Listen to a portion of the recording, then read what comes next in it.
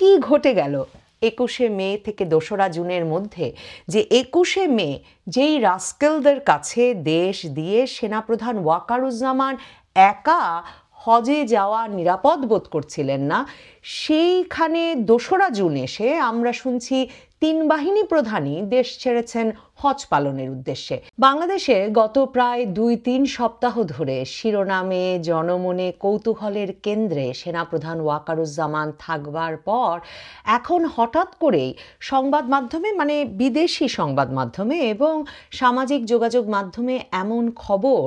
বেরিয়ে আসছে যে সেনাপ্রধান ওয়াকারুজ্জামান সস্ত্রীক, বিমান বাহিনী প্রধান air chief marshal Hasan Mahmud Khan এবং নৌবাহিনী প্রধান অ্যাডমিরাল মোহাম্মদ নাজমুল হাসান, অর্থাৎ ৩ বাহিনী প্রধানই এখন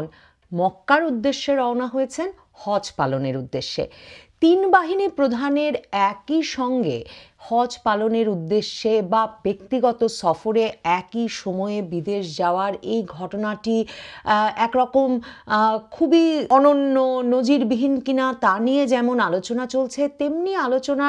একটা বিরাট কারণ এই যে সেনাপ্রধান ওয়াকারুজ্জামান বাংলাদেশের নিরাপত্তা, সার্বভৌমত্ব এসব বিষয় নিয়ে গত ২১শে মে তার দরবারে অর্থাৎ অফিসার্স অ্যাড্রেসে যে ধরনের শঙ্কা প্রকাশ করেছিলেন এবং যেসব শঙ্কার কথা নিশ্চিতভাবেই সেনাবাহিনীর আগ্রহেই সেই সভা থেকে বেরিয়ে এলো সংবাদ মাধ্যম এবং সাধারণ জনগণকে জানান দেওয়ার উদ্দেশ্যে, তাতে এই নিয়ে কৌতূহল, উদ্বেগ, আশঙ্কা জনমনে আরও বেড়ে যায় যে ঠিক এমন একটা সময়ে ৩ বাহিনী প্রধান কি করে শেষ পর্যন্ত হজে যাওয়ার এই সিদ্ধান্ত একসঙ্গে কেন নিলেন, কিভাবে নিলেন এবং কি পরিস্থিতিতে আসলে ৩ জনেরই এই সময়ে এই ব্যক্তিগত সফর বা ধর্মীয় কাজের এই সফরটি আসলে একই সঙ্গে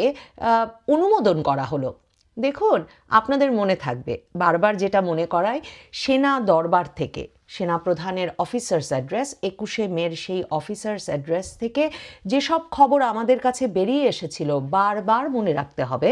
আমরা যেমন নানা সূত্রে কথা বলে সেগুলোকে নিশ্চিত করেছি, ঠিক তেমনিভাবে যেভাবে বার্তার আকারে দাবানলের মতো সেনাপ্রধান কি কড়া বার্তা অন্তর্বর্তীকালীন সরকারের উদ্দেশ্যে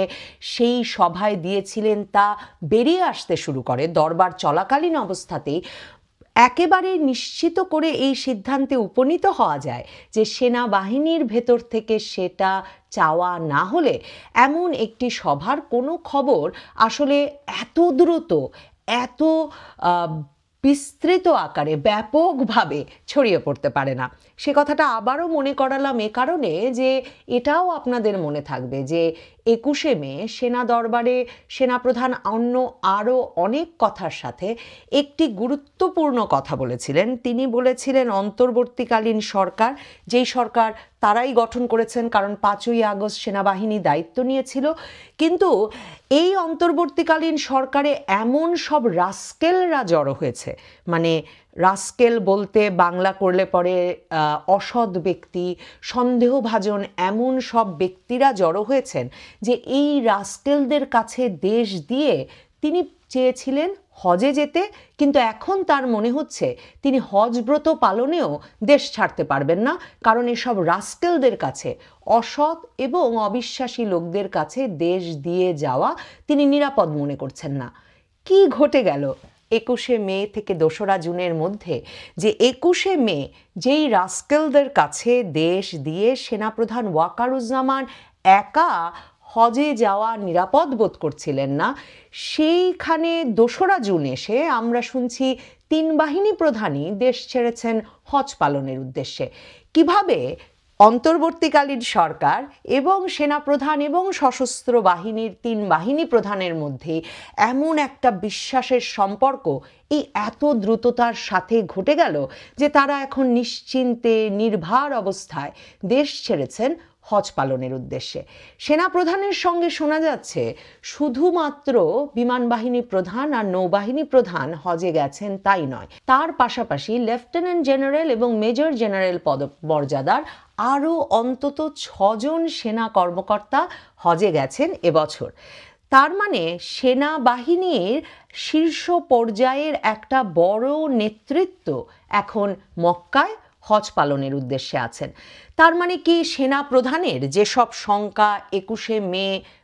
দরবারে প্রকাশিত হয়েছিল সেসব শঙ্কা কেটে গেছে? সেনাপ্রধান সেই দরবারে এমনকি সেনা সদস্যদের উদ্দেশ্যে কথাও বলেছিলেন যে তারা 20শে মে যমুনায় গিয়ে অন্তর্বর্তীকালীন সরকারের প্রধান উপদেষ্টাকে স্পষ্টভাবে জানিয়ে এসেছেন যে কোনো রকম মানবিক করিডর, সামরিক করিডর দেওয়া চলবে না, চট্টগ্রাম বন্দর কোনো বিদেশি কোম্পানিকে দেওয়া হবে কিনা এ ধরনের স্পর্শকাতর নিরাপত্তা ঝুঁকি তৈরি করতে পারে ধরনের সিদ্ধান্ত নিতে হলে অন্তর্বর্তীকালীন সরকারকে নয়, বরং নিতে হবে নির্বাচিত সরকারকে, এবং অন্তর্বর্তীকালীন সরকারের 30শে ডিসেম্বরের মধ্যে নির্বাচন আয়োজনের জন্য প্রস্তুতি নেওয়া উচিত, যাতে 30শে ডিসেম্বরের মধ্যে নির্বাচন অনুষ্ঠানের পর নির্বাচিত সরকারকে ক্ষমতা দিয়ে অন্তর্বর্তীকালীন সরকার যেমন চলে যেতে পারে, সেনাবাহিনীও ব্যারাকে ফিরে আসতে পারে। মনে রাখতে হবে সেনাপ্রধান ওয়াকারুজ্জামান সেদিন সেনা সদস্যদের উদ্দেশ্যে কথাও বলেছিলেন যে বাংলাদেশের স্বাধীনতা সার্বভৌমত্ব রক্ষার দায়িত্ব আমাদের সশস্ত্র বাহিনীর, এবং সশস্ত্র বাহিনীকে পাশ কাটিয়ে নিরাপত্তা ঝুঁকি তৈরি করতে পারে এরকম কোনো সিদ্ধান্ত অন্তর্বর্তীকালীন সরকার নিলে তা সশস্ত্র বাহিনী বরদাস্ত করবে না। কারণ সেনাপ্রধান বলেছিলেন দেশের একটা অংশ, ভূখণ্ডের কোনো অংশ যদি একবার হাতছাড়া হয়ে যায় তাহলে সেই ভূখণ্ড ফেরত পাওয়া প্রায় অসম্ভব হয়ে পড়ে। এই প্রত্যেকটি কথা সেই দরবার থেকে সেনা কর্মকর্তাদের বিভিন্ন সূত্রে বাংলাদেশ জুড়ে সংবাদ মাধ্যমগুলোর কাছে ছড়িয়ে পড়েছিল। মনে রাখতে হবে সেনাপ্রধান তার মানে 21শে মে এমন একটা শঙ্কার মধ্যে ছিলেন যে এই অন্তর্বর্তীকালীন সরকার বাংলাদেশকে এমনকি এমন কোনো ঘটনার সঙ্গে জড়িয়ে ফেলতে পারে মানবিক করিডর, সামরিক করিডর দেওয়ার নামে, যার ফলে বাংলাদেশের ভূখণ্ড হারানোর শঙ্কা আছে, এবং একবার ভূখণ্ড হাতছাড়া হলে সেই ভূখণ্ড ফেরত পাওয়া যায় না। গত 21শে মে থেকে 2রা জুন এই 10-12 দিন সময়ের মধ্যে কি ঘটে গেল যে এসব শঙ্কা কাটিয়ে উঠতে পারলেন জেনারেল ওয়াকারুজ্জামান? এর মধ্যে মনে রাখতে হবে ডক্টর মোহাম্মদ ইউনুস ছিলেন জাপান সফরে। কাজেই ডক্টর মোহাম্মদ ইউনুসের তরফে বা ডক্টর মোহাম্মদ ইউনুসের সঙ্গে সেনাপ্রধানের এমন কোনো আলাপ আলোচনা বা আস্থার সংলাপ তৈরি হয়েছে এই সময়ের মধ্যে সেটা বিশ্বাস করা মুশকিল। ডক্টর মোহাম্মদ ইউনুসের তরফে আনুষ্ঠানিকভাবে আমরা সর্বশেষ প্রতিক্রিয়া জানি এই সেনা দরবারের এই যে ভারতীয় আধিপত্যবাদ আসলে বাংলাদেশের মূল সংকট, এবং ভারত ষড়যন্ত্র করছে ডক্টর মোহাম্মদ ইউনুসের সরকারকে পারলে একদিনের মধ্যে ধ্বংস করে ফেলতে। কাজেই সেই ভারতীয় আধিপত্যবাদ বা ষড়যন্ত্র থেকে আমাদের সচেতন থাকতে হবে। আর ডক্টর মোহাম্মদ ইউনুসের উপদেষ্টা আসিফ মাহমুদ সজীব ভুইয়া ফেসবুকে স্ট্যাটাস দিয়ে লিখেছিলেন যে সেই ষড়যন্ত্র, খাল কেটে কুমির আনার কাজটি একসঙ্গে করছে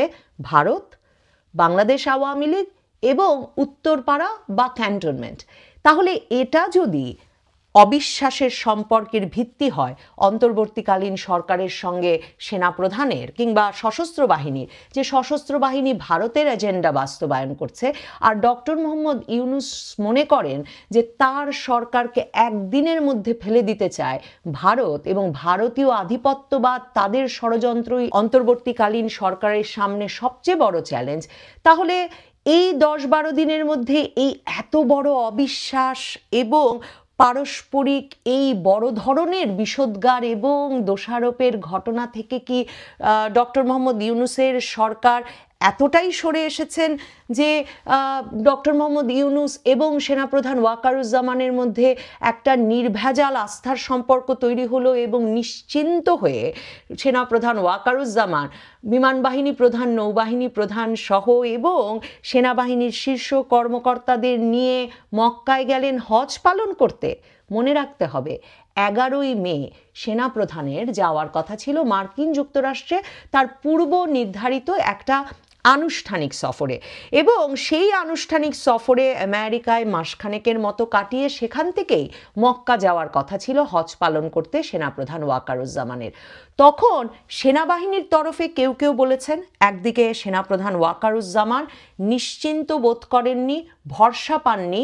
সেই সময়ে দেশ ছাড়তে, কারণ প্রধান উপদেষ্টার দফতরে দায়িত্ব পালনকারী সশস্ত্র বাহিনী বিভাগের প্রিন্সিপাল স্টাফ অফিসার কামরুল হাসানকে ডক্টর মোহাম্মদ ইউনুস সেনাপ্রধান ওয়াকারুজ্জামানকে সরিয়ে দিয়ে সেনাপ্রধান পদে নিয়োগ করার পরিকল্পনা প্রায় চূড়ান্ত করে ফেলেছেন, এমনকি চিঠি পাঠিয়ে দিয়েছিলেন বঙ্গভবনে। সে খবর তখন ছিল সেনাবাহিনী এবং সেনাবাহিনীর বাইরে সর্বত্র। সেটা একটা কারণ হিসেবে তখন বলা হচ্ছিল কেন সেনাপ্রধান ওয়াকারুজ্জামান তার মার্কিন যুক্তরাষ্ট্র সফর বাতিল করেছেন। অন্যদিকে অন্তর্বর্তীকালীন সরকারের তরফে নানা সূত্র থেকে সে সময় শুনেছিলাম যে ডক্টর মোহাম্মদ ইউনুস যেহেতু সেনাপ্রধান ওয়াকারুজ্জামানের ওপর আর ভরসা রাখতে পারছেন না এবং তাকে পরিবর্তন করে সেখানে লেফটেন্যান্ট জেনারেল কামরুল হাসানকে যেহেতু সেনাপ্রধান ওয়াকারুজ্জামানের জায়গায় তিনি বসাতে চাইছেন, কাজেই সেনাপ্রধান ওয়াকারুজ্জামান আর কোনো গুরুত্বপূর্ণ আনুষ্ঠানিক সফর করুন সেটি চাননি ডক্টর মোহাম্মদ ইউনুস, এবং সে কারণে ডক্টর মোহাম্মদ ইউনুস সেনাপ্রধান ওয়াকারুজ্জামানের মার্কিন যুক্তরাষ্ট্র সফরের অনুমোদন দেননি এবং তার 11ই মের সফরটি বাতিল করেছিলেন। দুটো ঘটনার যেটি সত্যি হয়ে থাকুক না কেন, এমন অবস্থায় কি ঘটে গেল 11ই মে থেকে 2রা জুনের মধ্যে কিংবা 21শে মে থেকে 2রা জুনের মধ্যে যে এবার 3 বাহিনী প্রধানকেই একই সঙ্গে ব্যক্তিগত সফরের অনুমতি দেওয়া হলো হজ পালনের উদ্দেশ্যে, সেটা একটা প্রশ্নই বটে। এবং তার চেয়েও বড় প্রশ্ন, 3 বাহিনী প্রধানই ঠিক কী ভরসা পেলেন, কিভাবে শঙ্কামুক্ত হলেন এই সময়ে একত্রে দেশ ত্যাগের বিষয়ে। আন্তঃবাহিনী জনসংযোগ পরিদপ্তরের ওয়েবসাইট কিংবা ফেসবুক পাতায় 3 বাহিনী প্রধানের দেশত্যাগের বা তারা 3 জনে মিলে হজে গেছেন, ব্যক্তিগত সফরে গেছেন, এ সংক্রান্ত কোনো খবর নেই। কাজেই খবরগুলো সবই সশস্ত্র বাহিনীর বিভিন্ন সূত্র আর যেটা বলছিলাম সোশ্যাল মিডিয়া আর বিদেশি মিডিয়ার বরাতে। এই খবর যদি সত্যি হয়ে থাকে তাহলে নিশ্চিতভাবেই সেনাপ্রধান ওয়াকারুজ্জামান যেই অবস্থানে থেকে তিনি সেনা কর্মকর্তাদের উদ্দেশ্যে এমনকি একথাও বলেছিলেন যে অন্তর্বর্তীকালীন সরকার তিনি গঠন করে দিয়েছিলেন,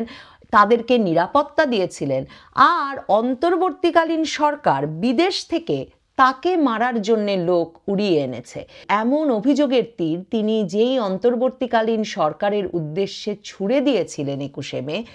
যাতে ধারণা করা হয়েছিল বিদেশ থেকে উড়িয়ে আনা লোকটা নিশ্চিতভাবেই খলিলুর রহমান, জাতীয় নিরাপত্তা উপদেষ্টা। এবং ওয়াকারুজ্জামান যখন বলেছেন যে ডক্টর মোহাম্মদ ইউনুস কাউকে উড়িয়ে এনেছেন সেনাপ্রধানকে মেরে ফেলার জন্য, তিনি বোঝাতে চেয়েছেন জাতীয় নিরাপত্তা উপদেষ্টা তাকে সরিয়ে লেফটেন্যান্ট জেনারেল কামরুল হাসানকে সেনাপ্রধান করবার যে ছক সাজিয়েছেন সেই ছকটির কথা।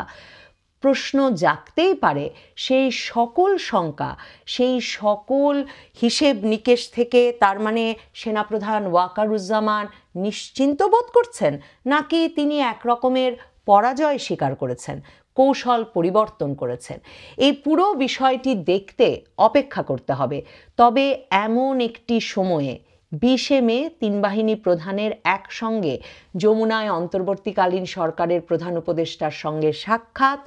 21শে মে সেনাপ্রধানের দরবারে অন্তর্বর্তীকালীন সরকারের উদ্দেশ্যে বলা কড়া বার্তা, এমনকি অন্তর্বর্তীকালীন সরকারে থাকার রাস্কেলদের কথা উল্লেখ করা, এবং এরপর ডক্টর মোহাম্মদ ইউনুসের সরাসরি ভারতীয় ষড়যন্ত্রের কথা জানিয়ে দেওয়া রাজনৈতিক নেতৃবৃন্দকে, এরপর এই যে নিশ্চিন্ত নির্ভার সফর 3 বাহিনী প্রধানের, তা নিশ্চয়ই তাৎপর্যপূর্ণ। খেলার কোথাও বড় ধরনের কৌশলে বদল ঘটেছে। আমার ধারণা খেলোয়াড়দের অবস্থানও বদলে গেছে।